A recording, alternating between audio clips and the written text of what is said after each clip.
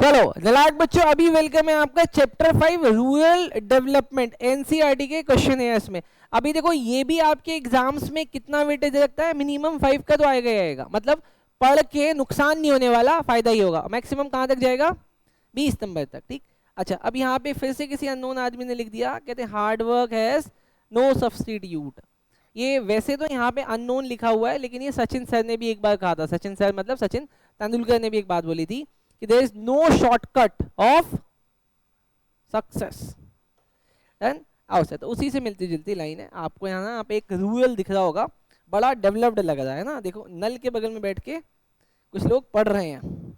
Done, थोड़ा देखते sir, सबसे पहला क्वेश्चन क्या है, क्वेश्चन क्या है, कहते हैं what do you mean by rural development. Rural development से क्या मतलब है, ब्रिंग आउट की इश्यूज इन रूरल डेवलपमेंट। अब रूरल डेवलपमेंट के लिए की इश्यूज क्या है, आप उसको ब्रिंग आउट कर दो, मतलब आप हमें बता दो। देखते हैं आंसर।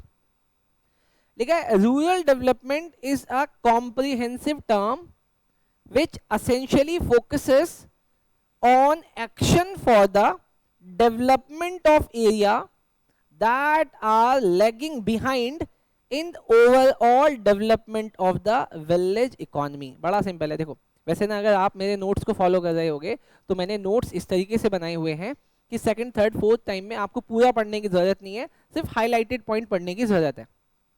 लेकिन इस क्वेश्चन के आंसर में मैंने पूरा का पूरा डेफिनेशन हाईलाइट कर रखा है, क्योंकि ये आपको याद करना है। तो पहले एक बार समझ लेते हैं क्या कहता है। कहता है रूरल डेवलपमेंट का मतलब है कॉम्प्रिहेंसिव टर्म में एसेंशियली फोकस करना उन एक्शंस पे डेवलपमेंट के जहां पे ओवरऑल डेवलपमेंट विलेज एरिया में अपन पीछे रह गए थे, मतलब उन चीजों पे फोकस करना है जो डेवलप हो ही नहीं पाया था। डन, अच्छा अब तुमने यहाँ पे ये भी बोला था कि कुछ की इश्यूज बता दो, तो हम वो की इश्यूज बता रहे हैं। पहला डेवलपमेंट ऑफ ह्यूमन रिसोर्स, ये पहला की इशू है। दूसरा ऑनेस्ट लैंड रिफॉर्म, मतलब देखो लैंड रिफॉर्म पहले भी आया था, लेकिन कभी ऑनेस्ट तरीके से नहीं आया, तो उन्होंने कहा कि अभी आपको लैंड रिफॉर्म ऑनेस्ट तरीके से लाना है। Third development of the productive resources in each locality, हर जगह पे जो जो रिसोर्सेज हैं उनका डेवलपमेंट करना प्रोडक्टिव सेंस में। नेक्स्ट इंफ्रास्ट्रक्चर डेवलपमेंट, देखो ना आप ऐसे समझो किसी भी विलेज का या फिर किसी भी शहर का भी छोड़ो, अगर आपको सच में डेवलपमेंट करना है ना तो वहाँ के इंफ्रास्ट्रक्चर का डेवलपमेंट होना ज़रूरी है। अगर एजुकेशन डेवलपमेंट इंफ्रास्ट्रक्चर होगा, हेल्थ इंफ्रास्ट्रक्चर होगा, तभी वहाँ पे इंफ्रास्ट्रक्चर दिखेगा भी, तभी वहाँ पे डेवलपमेंट दिखेगा भी। आपको ना कभी मन करेगा मेरा, कभी बहुत ज़्यादा टाइम होगा तो मैं आपको बताऊंगा कि महाराष्ट्र इतना बड़ा है, महाराष्ट्र इतना बड़ा है, लेकिन महाराष्ट्र का एक छोटा सा पार्ट, बहुत छोटा सा पार्ट जिसको हम लोग मुंबई के नाम से जानते हैं, वो बहुत फ्लरिश करता है, बहुत बहुत बहुत, मतलब आप ऐसे समझो हमारे इंडिया के सारे रिचेस्ट लोग वहाँ पे रह रहे हैं, बहुत छोटा सा पार्ट है। लेकिन इतना बड़ा महाराष्ट्र में एक ऐसा भी जगह है, बहुत बड़ी ऐसी जगह है जहाँ पे लोग भूख से मर रहे हैं, इतना सूखा पड़ रहा है। तो आखिर इतना बड़ा डिफरेंसेस क्यों आ गया सर? इतना बड़ा डिफरेंसेस कुछ इंफ्रास्ट्रक्चर डेवलपमेंट की वजह से भी आया है। नेक्स्ट स्पेशल मेजर्स किसके लिए? एलिवेशन ऑफ पॉवर्टी के लिए, bring about significant improvement in the living condition of the weaker section of the population. तो अब यहाँ पे मोटा मोटा देखो आंसर कैसे बनता है। आंसर में पहले मैं अपने को ना डेफिनेशन लिखना था, मैंने डेफिनेशन पूरा याद कर लिया। दूसरा मुझे की इश्यूज बताने थे। पहला की इशू क्या है सर? ह्यूमन रिसोर्स का डेवलपमेंट कैसे होगा सर? आपको लिटरेसी पे ध्यान देना है, मोर स्पेसिफिकली फीमेल लिटरेसी पे ध्यान देना है, एडुकेशन पे ध्यान देना है, स्किल के डेवलपमेंट पे ध्यान देना है, हेल्थ एड्रेस करना है, सभी चीजें जैसे सैनिटेशन और पब्लिक हेल्थ भी। अगला मैंने बोला था कि आपको इंप्लीमेंट करना है लैंड रिफॉर्म ऑनेस्ट तरीके से। थर्ड आपको प्रोडक्टिव रिसोर्सेज को हर एक लोकेलिटी में डेवलप करना है। अगला इंफ्रास्ट्रक्चर का डेवलपमेंट करना है। इंफ्रास्ट्रक्चर का मतलब इलेक्ट्रिसिटी, इरिगेशन, क्रेडिट, मतलब लोगों को वहां पे उधार में पैसा मिले सस्ते रेटों में, marketing, transport facility including construction of village road, feeder road, nearby highway, facilities for agriculture research, extension और information dissemination। डन, तो ये सारी चीजें मुझे इंप्रूव करनी है। तो भाई एक बार आप ना अगर ये वाला क्वेश्चन याद कर लोगे ना अच्छे से, तो आगे के आंसर्स में आपको हेल्प मिलेगा। तो भाई 1 मिनट के लिए वीडियो पॉज करते हैं और इसको हम लोग अच्छे से लर्न करते हैं, ताकि मुझे आगे के आंसर्स में हेल्प मिल जाए जल्दी जल्दी जल्दी। चलो याद कर लिया, बहुत बढ़िया। अब अवसर जल्दी जल्दी हम 3-4 क्वेश्चन जल्दी जल्दी खत्म करते हैं। Discuss the importance of credit in rural development, बस आप मुझे इतना बता दो कि गांव में क्रेडिट की जरूरत क्यों है। तो आंसर देखो तेजी से, farmers need money to buy additional land, implementation and tools, fertilizers and seed, paying old debt, personal expenses, कौन कौन से personal expenses, जैसे शादी, किसी की डेथ हो जाना, रीजनल सेरेमनीज एक्सेट्रा। अब मुझे ये पता चल गया कि गांव के आदमी को भी, गांव के किसान को भी बहुत सारी चीजों के लिए पैसों की जरूरत पड़ती है। सिंस द गेस्टेशन पीरियड, अब क्योंकि पैसा लगाने के लिए और बनाने का समय, मतलब किसान पैसा किससे बनाता है? अपनी फसल से, लेकिन फसल को लगाने में और फसल को काट के बेचने का पीरियड बहुत बड़ा है। Since the gestation period between crop sowing and realisation of income after sale of agriculture produce is very long. तो बस मुझे इतना सा ध्यान रखना, क्योंकि गेस्टेशन पीरियड बहुत लंबा है, फार्मर को क्रेडिट इसलिए देना पड़ेगा। फार्मर के पास जब पैसे आएंगे, तो आपका उधार चुका देगा। तो पहला आंसर मुझे याद हो गया। Next question, explain the role of micro credit in meeting credit requirement of the poor. अब एक होता है क्रेडिट जहां पे बहुत सारा पैसा देना है, माइक्रो क्रेडिट छोटे छोटे उधार देने, किसानों को बहुत ज्यादा पैसा नहीं चाहिए होता है। तो अब यहाँ पे क्वेश्चन है कि आप मुझे माइक्रो क्रेडिट का रिक्वायरमेंट बता दें कि गरीब आदमी को क्यों चाहिए। देखो आंसर, SHG मतलब self help groups and micro credit programmes promote thrift. अब भाई मैं उल्टा सोच रहा था, आंसर उल्टा बता रहा है। क्वेश्चन में हमने सोचा था कि क्रेडिट, माइक्रो क्रेडिट की जरूरत क्यों है, तो इन्होंने बोला कि सर जो SHG है और माइक्रो क्रेडिट है ये लोगों से पैसा लेकर ही लोगों को देते हैं, मतलब वो उन्हीं की सेविंग्स को अपने पास रखते हैं और जरूरत पड़ने पे उन्हीं को पैसा वापस करते हैं। तो इससे ना उनकी सेविंग की आदत प्रमोट होती है। अगला answer, in small proportion bye a minimum contribution from each member. अब आगे, फ्रॉम द पूल्ड मनी, जो पैसा जमा किया, credit need are fulfilled, the member has to repay the credit in small installment at low interest rate, the borrowing are mainly for consumption purpose।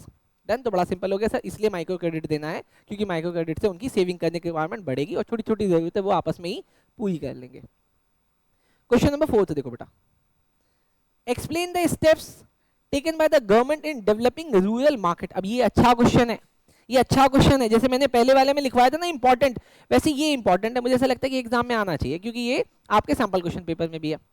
अब question आया कि बताओ रूरल मार्केट को develop करने के लिए गवर्नमेंट को कौन कौन से स्टेप्स लेने चाहिए या गवर्नमेंट ने लिए हैं। देखो, the government has taken various steps for improving agriculture market system, और वो है पहला इस्टेब्लिशिंग रेगुलेटेड मार्केट। गवर्नमेंट को चाहिए कि वो रेगुलेटेड मार्केट बना दे, लेकिन पता है बच्चे ना हेडिंग सही लिखते हैं, अंदर का कंटेंट गलत लिखते हैं। आप आज इसको सुन लो, इस्टेब्लिशिंग रेगुलेटेड मार्केट का मतलब क्या होता है? मतलब एक ऐसा मार्केट बनाना जहां पे चीजें क्या होती हो,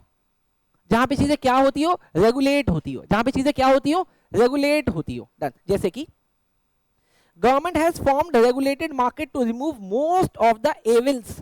एविल्स का मतलब वैसे तो राक्षस होता है, लेकिन यहाँ पे देख लो बदमाशियां।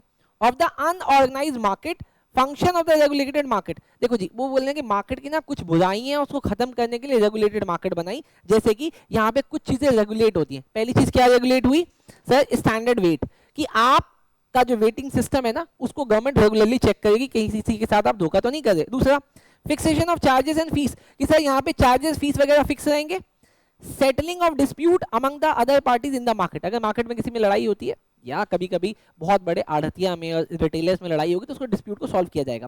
Prevention of the unlawful deductions और प्रोवाइडिंग रिलायबल मार्केट इंफॉर्मेशन, मतलब एक ऐसा मार्केट जहां पे एक आदमी अगर जा रहा है तो उसको भरोसा रहे कि मेरे साथ गलत नहीं होगा, क्योंकि गवर्नमेंट ने बहुत सारी चीजें फिक्स की हुई है और अगर मेरे साथ कुछ गलत होगा तो गवर्नमेंट उस डिस्प्यूट को रिजॉल्व कराएगी। तो इसका मतलब हो गया रेगुलेटेड मार्केट। तो सर ये अच्छा है, गवर्नमेंट को चाहिए कि रेगुलेटेड मार्केट और बनाए। दूसरा, प्रोविजन ऑफ इंफ्रास्ट्रक्चरल फैसिलिटीज, ये तो मोस्ट इंपॉर्टेंट है। गवर्नमेंट को चाहिए कि वो किसानों के लिए कुछ इंफ्रास्ट्रक्चर की फैसिलिटीज बनाए, मतलब गांव से लेकर शहर तक की मंडियों में सामान लाने के लिए रोड्स होने चाहिए, ट्रांसपोर्ट की फैसिलिटी होनी चाहिए, और अगर उनका सामान नहीं बिकता है तो उनके सामान को आप कोल्ड स्टोरेज में रखने की भी फैसिलिटी बनाओ। देखो sir answer, the government has to taken measures to develop infrastructural facilities like road, railway, warehouse, godowns, cold storage and processing units. Done sir, दो चीजें याद होगी। तीसरा, गवर्नमेंट को और क्या करना चाहिए?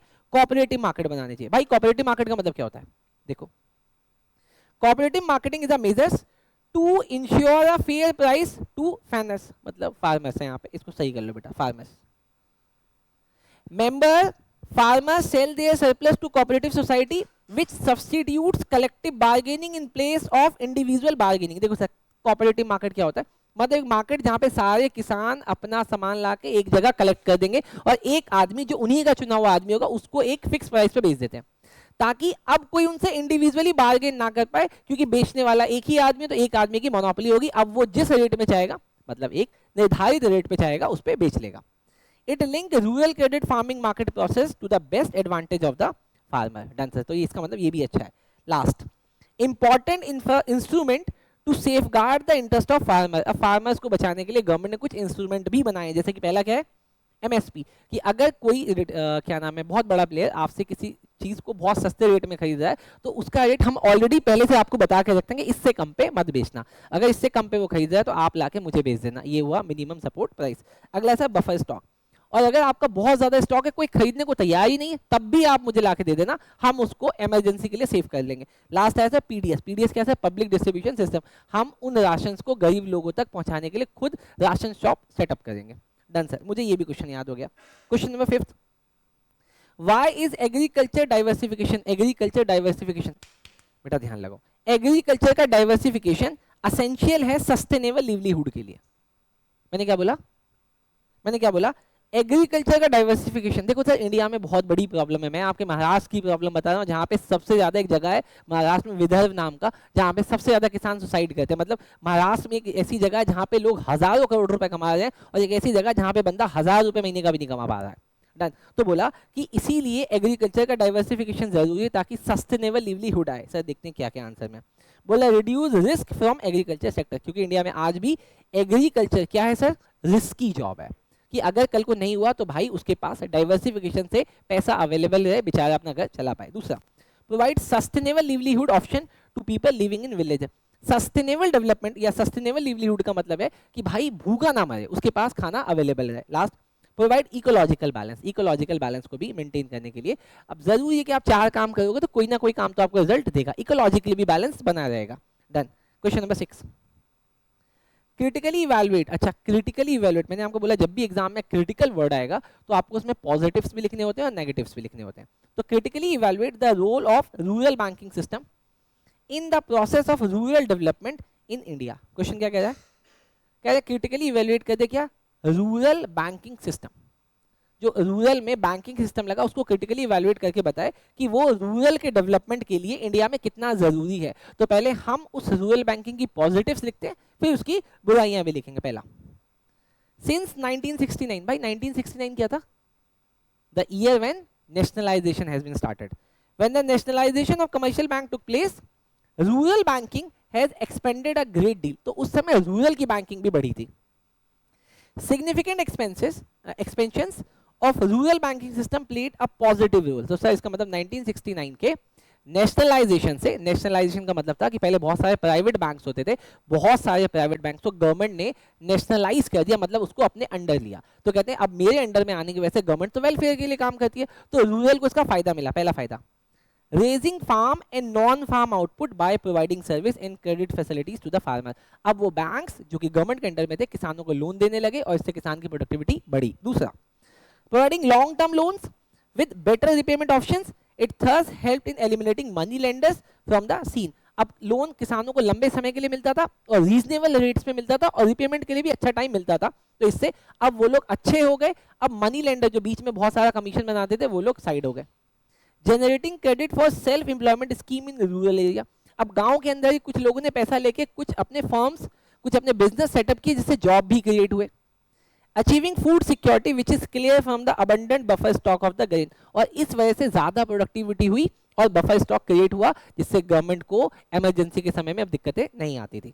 लेकिन सर इसकी प्रॉब्लम्स क्या थी, पहला, the source of institutional finance are inadequate. Government ने भले कमर्शियल बैंक को अपने अंडर लिया लेकिन इससे किसानों को मिलने वाला लोन इतना सफिशिएंट नहीं था, तो पहली दिक्कत आ गई, inadequate to meet the requirement of the agriculture credit. दूसरा, there exists a regional inequality in the distribution of the institutional credit। Sir यहाँ पे भी रीजनल प्रॉब्लम आई थी कि कुछ स्टेट्स तो सही हो गई, कुछ स्टेट सही नहीं हो पाई। Rural banking suffering from the problem of large amount of overdue and default rate. तीसरी सबसे बड़ी परेशानी थी कि किसान पैसा लेके चुकाता ही नहीं था, या फिर वो डिफॉल्ट कर देता था, या फिर पैसा लेके सुसाइड कर लेता था क्योंकि वो चुका नहीं पा रहा था। तो ये तीसरी problem I. Small and marginal farmer receive only a very small portion of the institutional credit. लेकिन जो छोटे किसान थे उनको तो उधारी मिलती भी नहीं थी, कुछ बड़े प्लेयर्स ले जा रहे थे, और अगर मिलती भी थी तो बहुत छोटा अमाउंट मिलता था। A large portion of the institutional credit is taken away by the rich farmer. मतलब फार्मर्स में भी कैटेगरी बनी हुई थी। डन सर, मुझे 6 क्वेश्चन अभी तक याद हो गए। अब question number 7, what do you mean by agriculture marketing. अब ये वाला क्वेश्चन पूरा का पूरा याद होना चाहिए, मैंने आपको पहले भी बोला था। मतलब इस चैप्टर में 2 चीजें बहुत पक्के पक्के, वैसे तो 3 चीजें, अभी तीसरी भी बताऊंगा, लेकिन फिलहाल के लिए 2 चीज। पहला रूरल डेवलपमेंट की डेफिनेशन, और दूसरा एग्रीकल्चर मार्केटिंग की डेफिनेशन। आओ सर देखते हैं। Agriculture marketing is a process, मैं याद रखूंगा कि ये प्रोसेस है, जैसे मैनेजमेंट इज अ, मैनेजमेंट भी प्रोसेस है, that involve the assembling, storage, processing, transportation, packing, grading and distribution of different agriculture commodities across the country. इसके लिए हमने कुछ याद भी किया था ना, ASP TPGD, आप इसको याद कर लेना बेटा, ठीक है। इसी प्रोसेस में इसको, इसी ऑर्डर वाइज इसको लिखना। डन, आगे ये सब आपको पता है। असेंबलिंग का मतलब क्या होता है, स्टोरेज का, प्रोसेसिंग का, ट्रांसपोर्टेशन, पैकिंग, ग्रेडिंग और डिस्ट्रीब्यूशन। ये ग्रेडिंग तो आपको BST में आपने पढ़ लिया होगा ना। ग्रेडिंग का मतलब क्या होता है, जो हमने प्रोड्यूस इकट्ठा किया उसको ग्रेड के हिसाब से बांटना कि अच्छी क्वालिटी का, बेकार क्वालिटी का। सिंपल से समझा देता हूँ, क्वालिटी वालिटी कुछ नहीं होती। जैसे काजू होता है ना, काजू की अलग अलग कैटेगरी होती है। काजू अगर साबुत है तो वो सुपीरियर क्वालिटी, लेकिन काजू बीच से टूट गया तो सेकेंडरी, काजू 4 बार टूट गया तो बिल्कुल ही लोअर लेवल पे आ जाता है। डन, लेकिन उसके टेस्ट में कोई फर्क नहीं पड़ता उससे। आगे, मेंशन सम ऑब्स्टिकल्स, मतलब रुकावटें, दैट हिंडर, जो कि रोक देती है, the mechanism of agriculture marketing. मतलब एग्रीकल्चर मार्केटिंग को कौन है जो रोक रहा है। पहला, इनएडिक्वेट वेयर हाउस, ये इंपॉर्टेंट क्वेश्चन, ये मेरे ख्याल से आपके MCQ में भी आ सकता है, CUT में भी आएगा कि एग्रीकल्चर मार्केटिंग को पहला कौन रोक रहा है सर, इनएडिक्वेट वेयर हाउस। बेचारे किसान बना तो लेते हैं लेकिन उसको प्रॉपर्ली स्टोर ही नहीं कर पाते, इसका मतलब आपके पास वेयर हाउस इनएडिक्वेट है। दूसरा, मल्टीप्लिसिटी ऑफ मिडलमैन, इतने सारे दलाल बिचौलिया आ गए कि सब खराब कर रखा है। तीसरा, मैल प्रैक्टिसेस इन अनरेगुलेटेड मार्केट। मैंने कहा अभी हमने रेगुलेटेड मार्केट पढ़ा है जहाँ पे चीजें फिक्स होती है, लेकिन इंडिया में बहुत सारा मार्केट अनरेगुलेटेड है, तो वो लोग क्या करते हैं, चीटिंग करते हैं। अगला, improper measuring of weighting, grading and standardisation, इन सब की प्रॉब्लम है। लैक ऑफ एडिक्वेट फाइनेंस, बेचारों को अच्छे से फाइनेंस अवेलेबल नहीं है। इनएडिक्वेट means of transport and communication, and last, इनएडिक्वेट market information. देख लो सर, सब बेसिक है, एक बार याद हो जाएगा। 30 सेकंड का टाइम लो, लेकिन इसको अपने जहन में उतार लो। मुझे पक्का पक्का ऐसा लगता है कि इससे ना आपको बहुत सारे आंसर्स को बनाने में हेल्प मिलेगी, पक्का पक्का मुझे ऐसा लगता है, पक्का पक्का मुझे ऐसा लगता है कि इससे आपको बहुत हेल्प मिलेगी। इस पूरी दुनिया में सब कुछ खराब हो सकता है, लेकिन मेहनत कभी भी खराब नहीं हो सकती। आज अगर आप यहाँ पे बैठ के पढ़ रहे हो तो इसका रिजल्ट आपको मिलेगा, बेशक मिलेगा, बिल्कुल चिंता मत करो बेटा। और गीता में लिखा हुआ, मैं अपने शब्दों में नहीं बोल रहा, गीता में लिखा हुआ है कि सब कुछ आपकी लाइफ में 50-50 है, जितना सुख है उतना दुख है। जितनी मेहनत आप करें उसका रिजल्ट आपको ही मिलेगा। हो सकता है ना आपके साथ वाला बच्चा कहीं ना कहीं मस्ती कर रहा होगा, तो भाई वो बाद वाली मस्ती अभी कर रहा है, लेकिन मुझे ऐसा लगता है कि बाद वाली मेहनत ज़्यादा खतरनाक है इंस्टेड ऑफ अभी वाली मेहनत। अभी वाली मेहनत आप बैठ के कर लेते हो। हाँ जी, ऐसे कैसे हो जाएगा आप मुझे बताओ। आप मुझे एक बात बताओ ना, 4 लोग हैं, 4 लोग, रेस में 3 आदमी भाग रहा है, बताओ कौन जीतेगा। मुझे बताओ ना कौन जीतेगा। 3 में से कोई एक जीतेगा, चौथा वाला तो नहीं जीतेगा ना, कभी भी, वो कभी भी नहीं जीतेगा, उसने ऑलरेडी अपना फेलियर डिसाइड कर लिया। लेकिन आप जीत सकते हो, एटलीस्ट आप दौड़ रहे हो ना, दौड़ रहे हो तो मतलब जिंदा हो। अजीब बात है मैडम, आप दौड़ रहे हो इसका मतलब आप जिंदा हो। वो गाना नहीं सुना, कौन वो एक पिक्चर आई थी ना मिल्खा सिंह में, कौन सा गाना था, हाँ कौन सा गाना है उसमें, एक गाना है ना, जिंदा है तो, अच्छा जिंदा है गाना कह रहा हूँ, ओके डन। आज सुनना जाके बेटा, मैं जब पढ़ता था ना फाइनल, मैं बताता हूँ, मैं जब पढ़ता था 2017-18 के टाइम पे, जब मेरे CA फाइनल्स के पेपर थे, तब दंगल मूवी का एक गाना था, हाँ ऐसे ही कोई गाना था। मैं मतलब 3 घंटे की पढ़ाई के बाद उसको 10-15 मिनट सुनता था 2-3 बार, फिर मुझे 3 घंटे पढ़ने की एनर्जी आ जाती थी। ना ना ना ना, बापू तो कभी कुछ बोलता ही नहीं था मुझे पढ़ने के लिए, मेरा पिताजी कभी बोलते ही नहीं थे पढ़ने के लिए, क्योंकि जब उनको बोलने का टाइम था तब वो जा चुके थे। 2011-12 में उनकी डेथ हो गई थी, तो उन्होंने कभी मुझे नहीं बोला था पढ़ने के लिए, उससे पहले भी नहीं बोला था। उनका सपना था कि मैं CA कर लूँ, मैंने फर्स्ट अटेम्प्ट में CA कर लिया। देन आओ आगे, what are the alternative channel available for agriculture marketing. Question क्या है कि कौन कौन से अल्टरनेटिव्स अवेलेबल हैं एग्रीकल्चर मार्केटिंग को। What are the alternative channels, कौन कौन से चैनल्स अवेलेबल हैं किसके लिए, एग्रीकल्चर की मार्केटिंग के लिए। आप उनके कुछ एग्जांपल भी देते हैं। डन, तो पहले देख लेते हैं एक बार। In India alternative marketing channels are emerging. Through these channels, farmers directly sell their produce to the consumer, and these system increases farmers share in the price paid by the consumer. देखो ना जी, बड़ा simple है कि पहले consumer होता है, फिर middle man होता है और फिर फार्मर होता है। ये इसको बेचता है 10 रुपये में, ये आगे बेचता है 100 रुपये में। लेकिन अगर मान लो ये डायरेक्टली बेचने लगे तो हो सकता है 50 में बेच दे, भाई इसमें कंज्यूमर का भी फायदा और किसान का भी फायदा, मिडलमैन भी हट जाएगा। तो सर ऐसे ना कुछ जगह बनी जहां पे किसान डायरेक्टली कंज्यूमर को बेचा जाए। पहली जगह का क्या नाम है, अपनी मंडी। अपनी मंडी में अब कोई मिडलमैन नहीं है, कोई आढ़तिया नहीं है, सीधा फार्मर आता है, अपनी दुकान खोलता है और कंज्यूमर को बेचता है। कहाँ कहाँ पे सर, ये पंजाब में, हरियाणा में और राजस्थान में। मेरे हिसाब से तो हर जगह खोल देनी चाहिए, हर जगह खोल देनी चाहिए। अगला क्या है सर, हदसपुर मंडी, कहाँ पे ये, पुणे पे, यहाँ पे भी फार्मर आके सीधा बेच रहा है। तीसरा रिज्जू बाजार, कहाँ कहाँ है ये आंध्र प्रदेश में। यहाँ पे क्या बिकता है, वेजिटेबल और फ्रूट बिकता है। अच्छा, उजावर संदीज, बेटा आप बच्चे ना कहते हैं सर ये गलत प्रिंट हो गया होगा, मंडीज होगा, नहीं भाई ये संदीज है। ये क्या है, संदीज है, और आप भी इसको संदीज लिखना। ये कहाँ पे सर, तमिलनाडु में। डन, चलो सर ये 4 चीजें तो मुझे याद होगी। पहला अपनी मंडी, दूसरा, तीसरा, चौथा, डन। इसके अलावा जैसे आपका ये मैगडी हो गया ना, आपका पिज्जा हट हो गया, ठीक है, ये लोग डायरेक्टली जाके फार्मर से कांटेक्ट कर लेते हैं, भैया आप ना यहाँ पे जो टमाटर ग्रो करने वाले हो ना, हमारे अकॉर्डिंग करना, पैसे अभी एडवांस में ले लो।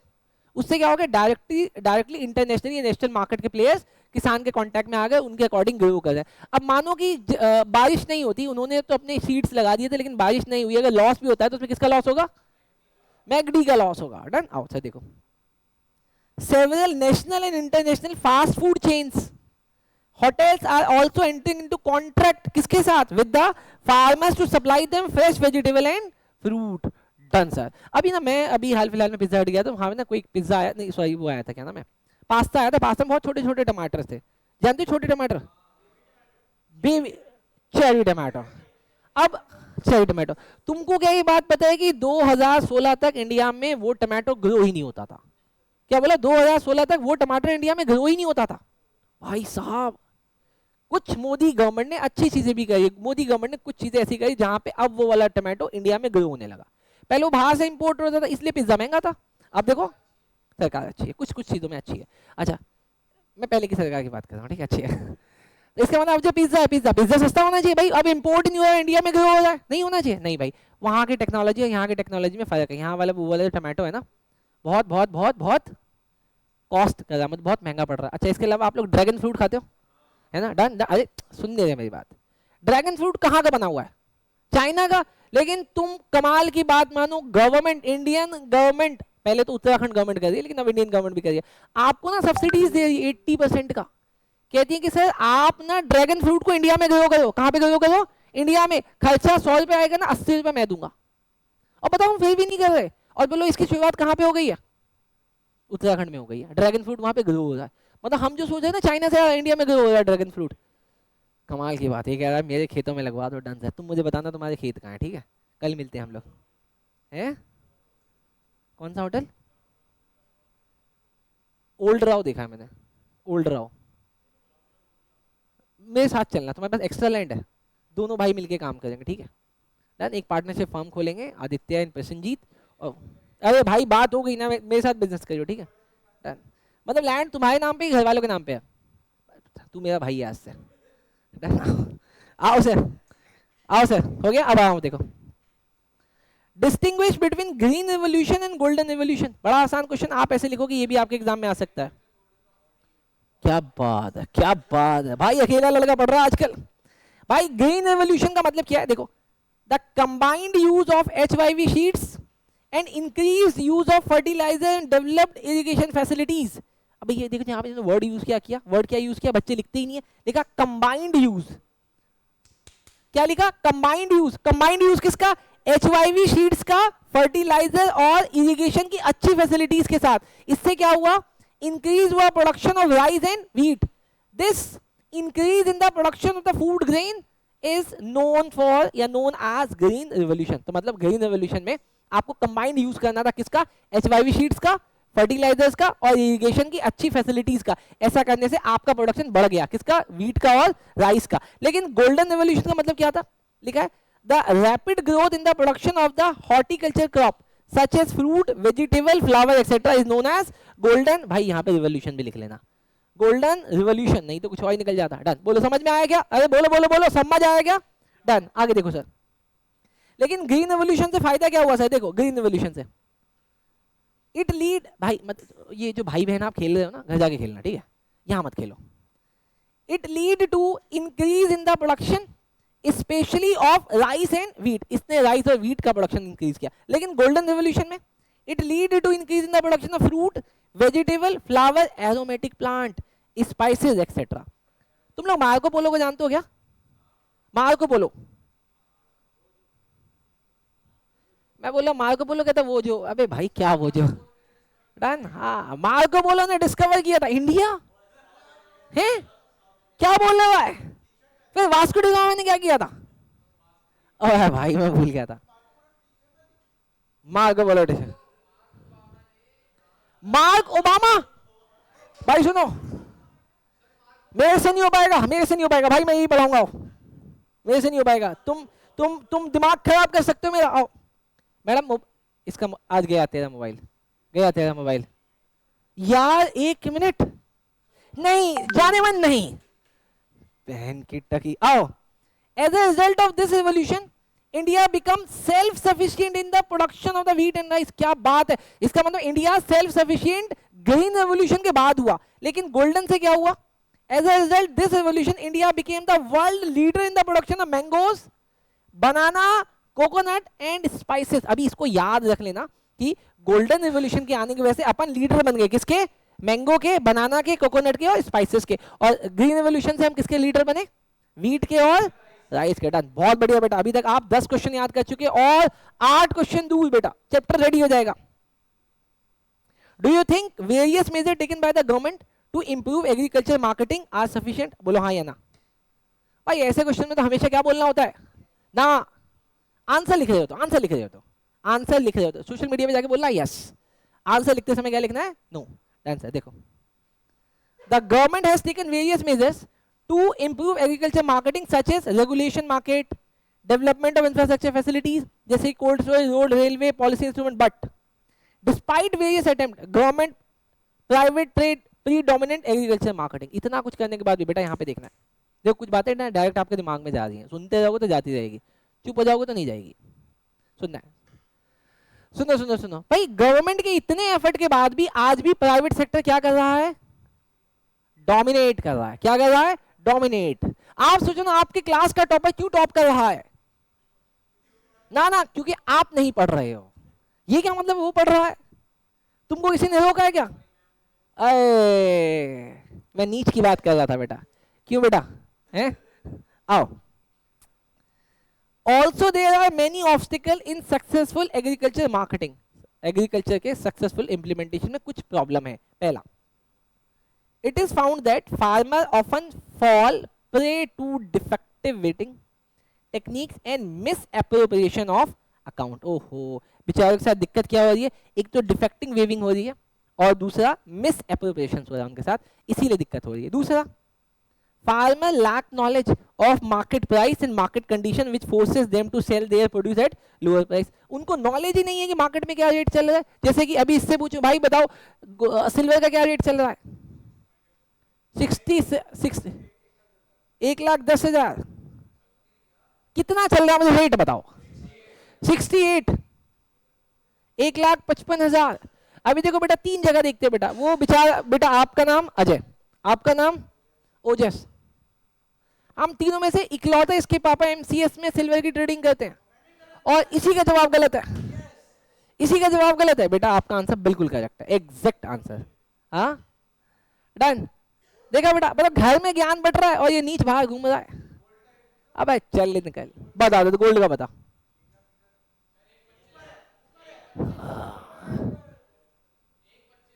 एक 20 एक 25 के बीच में चल रहा है। डन डन, अगला अगला अगला अगला आगे, स्टोरेज फैसिलिटीज आर इनसफिशिएंट। बेटा अभी अभी देखो ना भाई, मैं पहली प्रॉब्लम क्या थी, अरे पहली प्रॉब्लम क्या थी, defecting waving and miss appropriation. दूसरी प्रॉब्लम क्या है, लैक ऑफ नॉलेज। और तीसरी, स्टोरेज फैसिलिटी नहीं है, बेचारे डर से अपना सामान बेच देते हैं। चौथी, lack of institutional source of finance, भाई बेचारों के पास फाइनेंस अवेलेबल नहीं है।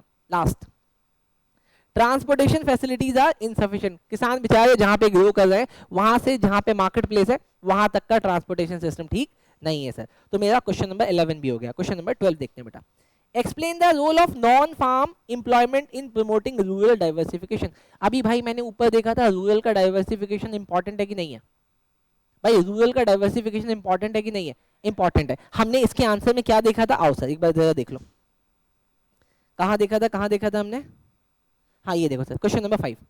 क्वेश्चन नंबर 5 में हमने देखा था कि एग्रीकल्चर का डाइवर्सिफिकेशन एसेंशियल है। किन वजहों से, 3 वजहों से। पहला, ये रिड्यूस करता है रिस्क किसका, एग्रीकल्चर सेक्टर का। दूसरा, ये सस्टेनेबल लिवलीहुड के ऑप्शंस को देता है। और थर्ड, इकोलॉजिकल बैलेंस बना के रखता है। अब ना यहाँ पे जो क्वेश्चन आया, क्वेश्चन ने आपसे पूछा कि आप बता दो नॉन फार्म एम्प्लॉयमेंट कैसे प्रमोट करती है एग्रीकल्चर के डाइवर्सिफिकेशन को। नॉन फार्म, फार्म नहीं मतलब अगर आप फार्मिंग का काम कर रहे हो तो उससे हट के थोड़ा सा नॉन फार्मिंग काम करना, क्या इससे आपका एग्रीकल्चर डाइवर्सिफाइड होता है, होता है। देखो answer, the non farm sector include agro processing industries. मतलब हमने फार्मर को ही बोला कि तुम एक छोटी सी इंडस्ट्री लगा लो। अभी तुम ना गेहूं मत बेचो, अपना गेहूं काट के गेहूं मत बेचो, आप गेहूं को प्रोसेस करके आटा बना के बेचो।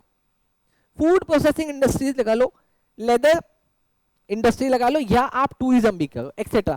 सम other sector which have the potential but lack infrastructure are traditional household based industries, जैसे कि पोल्ट्री, क्राफ्ट, हैंडलूम एक्सेट्रा। तो इसका मतलब नॉन फार्म एम्प्लॉयमेंट आपके एग्रीकल्चर डाइवर्सिफिकेशन में हेल्प करती है। अच्छा, अब अगला क्वेश्चन बेटा, ये इकलौता क्वेश्चन बहुत सारे क्वेश्चंस का आंसर है, ये इकलौता क्वेश्चन बहुत सारे क्वेश्चन का आंसर है, तो आप इसको प्लीज और ध्यान से देखना, मतलब जितना अटेंटिव आप हो थोड़ा सा और हो जाना।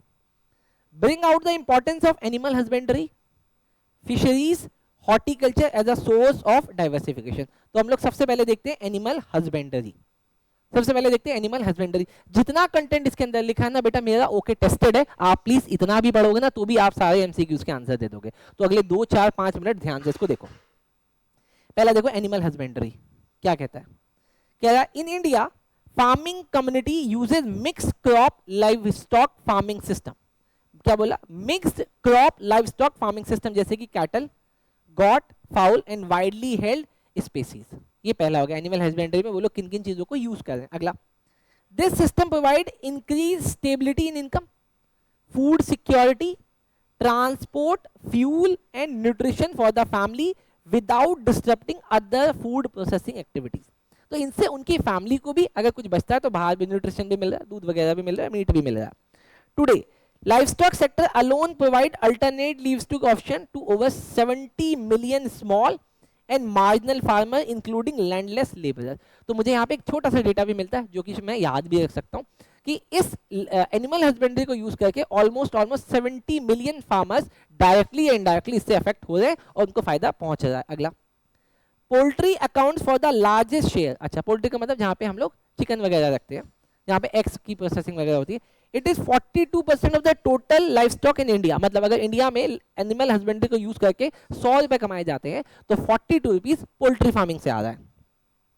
अगला, milk production the country has increase by more than 4 times between 1960 से लेके 2002 के अंदर 4 गुना दूध की प्रोसेसिंग बढ़ गई है।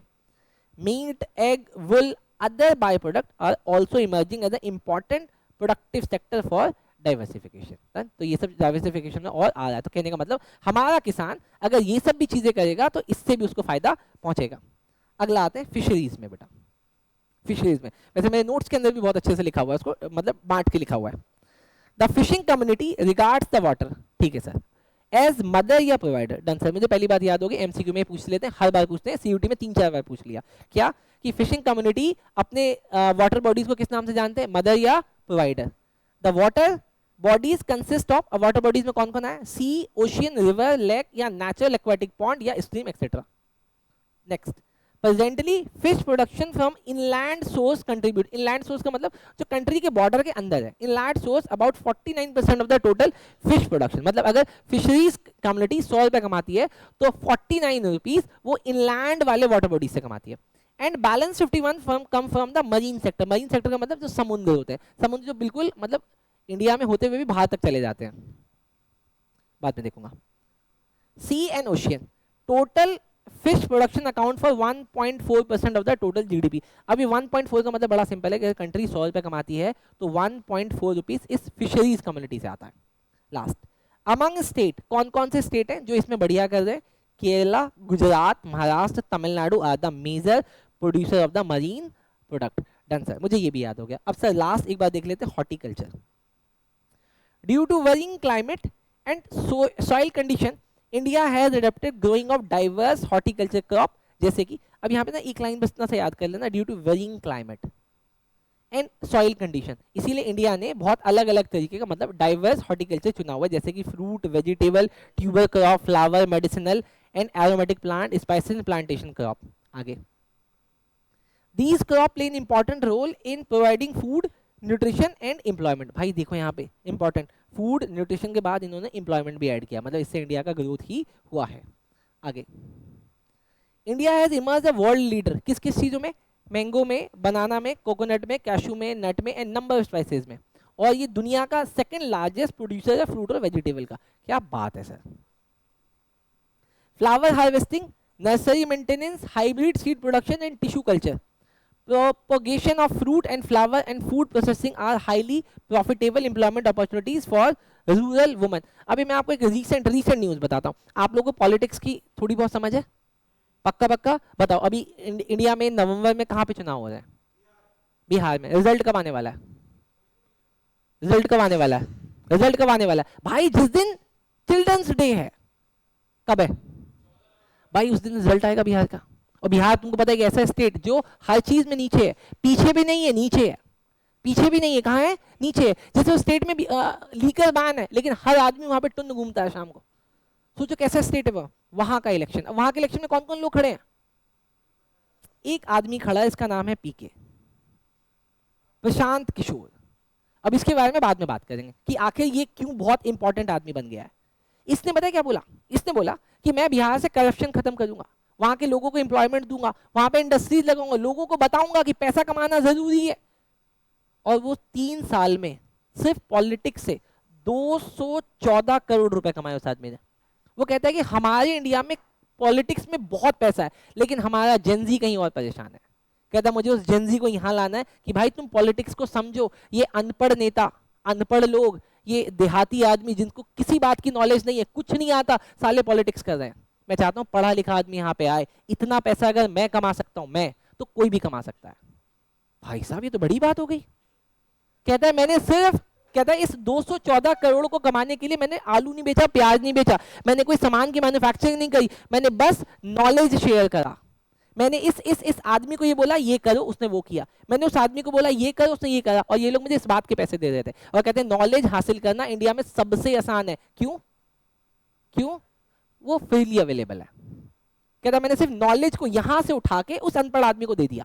ये वहां पे पड़ा हुआ है, वो आदमी जाके ले सकता था, साले को समझ ही नहीं है। मैंने वहां से उठा के बोला भाई ये कर लो, और इस बात पे मैंने 214 करोड़ रुपए बना दिए। तो हमारा जेनजी भी बना सकता है, लेकिन उसके लिए उसको पढ़ना पड़ेगा।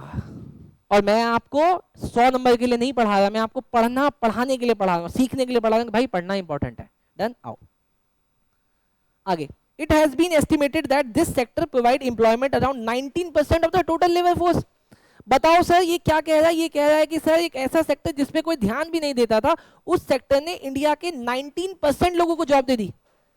क्या बात है यार। बताओ बताओ, हम एग्रीकल्चर को इतना बेकार देख रहे थे, उसने एग्रीकल्चर में हॉर्टिकल्चर लगा दिया, फ्रूट और वेजिटेबल बना दिया, मशरूम ग्रो करा दिए भाई, उसने ड्रैगन फ्रूट इंडिया में पैदा करवा दिया। क्या बात है भाई, दिल ही खुश कर दिया। आओ सर क्वेश्चन नंबर 14 में। इंफॉर्मेशन टेक्नोलॉजी, आईटी की knowledge, play a very significant role in achieving sustainable development of food security. Comment कर दो सर, ये क्वेश्चन आसान है और मेरे ख्याल से आ भी सकता है, लेकिन टेक्निकल क्वेश्चन है। देखो लेकिन information technology play a very significant role in achieving sustainable development and food security in the following ways. पहला, releasing the creative potential and knowledge embedded in our people, कहता है it can act as a tool, कह रहा है sir information technology एक tool की तरह काम कर सकता है जहां पे क्या रिलीज करता है, क्रिएटिव पोटेंशियल एंड नॉलेज जो कि हमारे लोगों में है।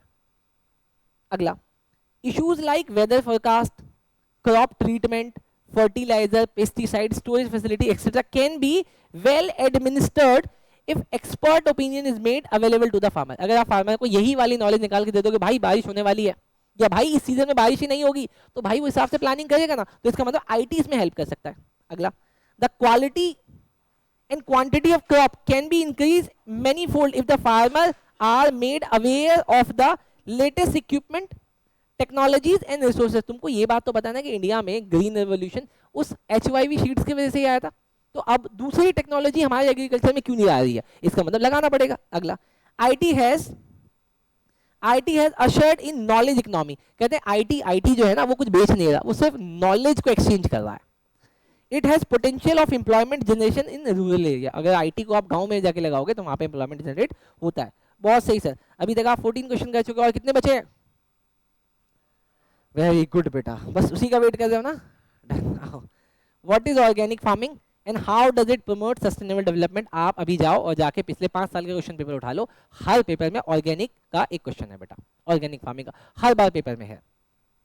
क्या होती है ऑर्गेनिक फार्मिंग और कहते हैं कि ये सस्टेनेबल डेवलपमेंट को कैसे प्रमोट करता है? देखो sir answer, organic farming is a system, क्या बात है, इसने प्रोसेस नहीं बोला, बोला ऑर्गेनिक फार्मिंग क्या एक सिस्टम है of farming that maintain, enhance and restore the ecological balance. पहले इस लाइन को याद करो, भले मेरे से 30 सेकंड ले लो, 60 सेकंड ले लो, लेकिन इस लाइन को याद करो। Organic farm is a system of farming that maintain, enhance and restore ecological balances. Need for organic farming arises because, पहला, in past modern farming methods made excessive use of chemical fertilisers and pesticide. अरे madam इधर ध्यान दो ना यार, बहन भागी है क्या आपकी? इधर देखो क्वेश्चन क्या कह रहा है, कहता है पास्ट में ग्रीन रेवोल्यूशन के चक्कर में हमने HYV शीट्स और फर्टिलाइजर पेस्टिसाइड्स का बहुत यूज किया है। It lead to soil water and air pollution, इन सब की वजह से हमारा एयर वाटर और सॉइल तीनों खराब हो चुके हैं। Loss of soil fertility and too much chemical content in the food grain, और हमारे खाने में बहुत ज्यादा क्या नाम है केमिकल आ गया। बस इसीलिए there is urgency to conserve the environment and ecosystem, इसीलिए अपने इन्वायरमेंट को और इकोसिस्टम को बचाने के लिए ऑर्गेनिक फार्मिंग जरूरी है, प्रमोट सस्टेनेबल डेवलपमेंट। इसीलिए ऑर्गेनिक फार्मिंग क्या प्रमोट करती है? Sustainable development. मुझे लगा मर गया है तू, ऐसा लग रहा था उसको देख के कि मर गया, लेकिन जब तू बोला ना आगे, organic farming is an inexpensive farming technology. Expensive नहीं बोला, बोला इनएक्सपेंसिव, मतलब सस्ता कि महंगा? सस्ता है, लेकिन इसका प्रोडक्शन कम है। ये बनाने में तो सस्ता है लेकिन इसका प्रोडक्शन कम है, मतलब जहां पे मैं एक खेत में 100 किलो ग्रो कर सकता था, ऑर्गेनिक फार्मिंग में 20 किलो ही होता है, लेकिन वो ऑर्गेनिक होता है। It can be purchase by small and marginal farmer, इसलिए सस्ता है। क्वेश्चन नंबर 16 बेटा, आइडेंटिफाई नहीं प्लीज, बस यही बात अगर तेरे घर वालों ने भी सोच ली होती तुझे लेके। देन आओ, identify the benefit and limitation of organic farming. ये तो अच्छा है ना, क्या है सर आप मुझे ऑर्गेनिक फार्मिंग की बेनिफिट्स बता दो। पहला बेनिफिट ये क्या है? इनएक्सपेंसिव प्रोसेस है, पैसा लगता ही नहीं है। भाई तो फिर क्या लगता है? क्या लगता है? अबे मैं सवाल था क्या लगता है। आगे, जनरेट इनकम, हाँ इनकम जनरेट करता है। अगला, हेल्थियर एंड टेस्टियर फूड। खाया तुमने कभी ऑर्गेनिक फार्मिंग का कोई प्रोडक्ट? कुछ भी हो सकता है, क्या खाया भाई तुमने? क्या मैंगो? अगला, सॉल्व अनएम्प्लॉयमेंट प्रॉब्लम, और उसके बाद आया सर इन्वायरमेंट फ्रेंडली। ये पांचों चीजों जरा याद करो, जल्दी जल्दी याद करो बेटा, दिया तुमको 30 सेकंड, जल्दी से इसको याद करो। बहुत बढ़िया। अगला, जल्दी जल्दी जल्दी।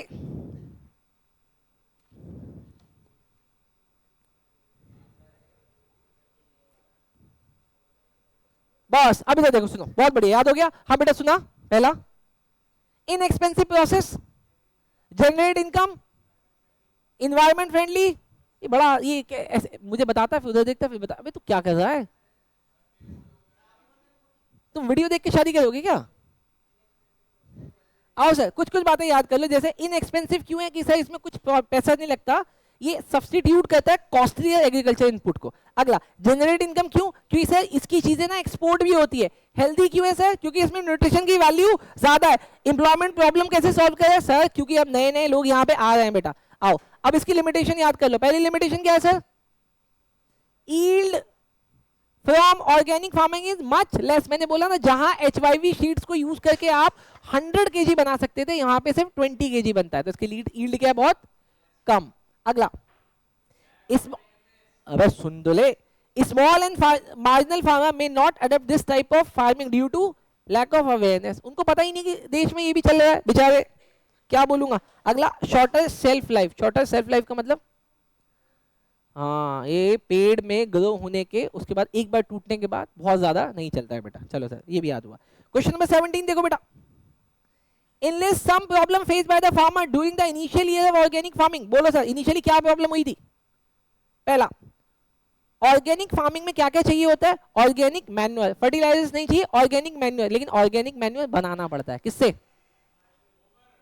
अबे गोबर तो तुम हो, हाँ खादी। अरे यार तुमको बनाने का प्रोसेस नहीं पता क्या? वेजिटेबल्स के पील्स को वर्मी कंपोस्ट रेड वॉर्म्स के साथ बनाया जाता है, जो कि बहुत टाइम लेता है, बहुत।